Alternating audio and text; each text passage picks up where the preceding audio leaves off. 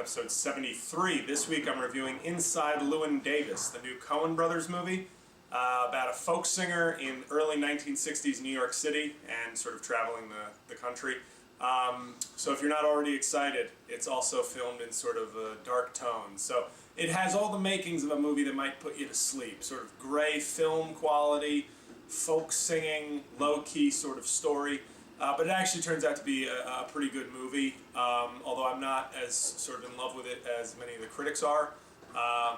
Although I did see it right after the Hunger Games, so maybe my adrenaline was a little up. But it's a very good movie, well made. And I think one of the things I was thinking about it was I don't know if I liked it less or more because as a struggling artist myself, relating to a guy who's sort of on the verge of quitting a sort of underappreciated art form, folk music. I liked the kind of, well, I don't want to spoil the ending, but I really enjoyed the ending of the movie, not because it was necessarily feel good, but because it just had sort of a bittersweet, or just bitter feeling to it. But anyway, the star of the movie is this guy, what's his name, Oscar Isaac, who's very good in the movie, and everybody says he's going to be a big star. And he's very good, he can sing, he's funny, he's got good comedic timing, and he also kind of has a heartbreaking quality to his performance. So he may actually get a Best Actor nomination if this movie ends up becoming one of the big movies critically at the award seasons. The award season, singular. Other people in the movie, Justin Timberlake's in the movie if you see the credits, and I think I like Justin Timberlake's movie career because it's either, hey, I'll carry a movie and be terrible in it, or I'll add some cool with my name to a movie that I'm barely in so that I don't fuck up the movie with my bad acting, but some people might see my name on it who might not otherwise check out a folk singing movie, and they'll come see me and realize I didn't fuck up the movie, and the movie will get a little box office push from having my name. So Justin keeps sticking to these sort of 7-minute performances in good movies rather than trying to carry movies as gamblers with Ben Affleck.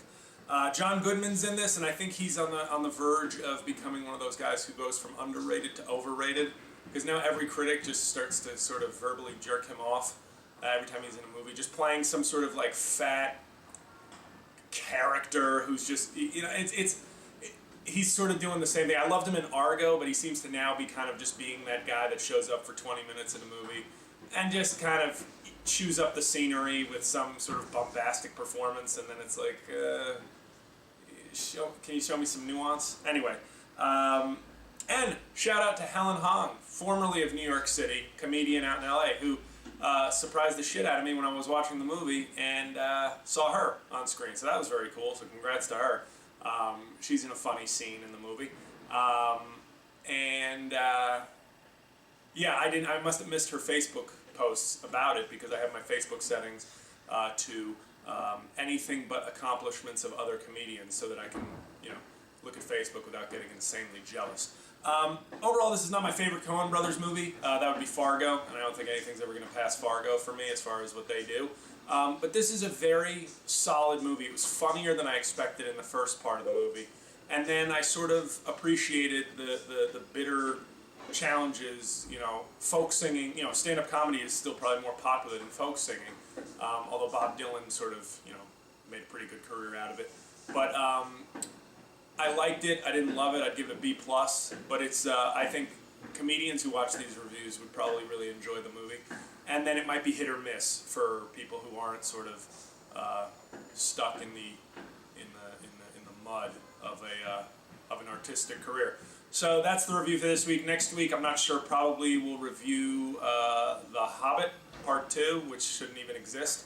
But that's probably what I'll review next week. But there'll be something up. And also, next week, Medea's Christmas comes out. So, yeah, if you go see that, God help you.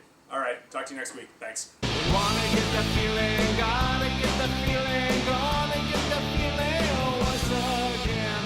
Wanna get the feeling, gotta get the feeling.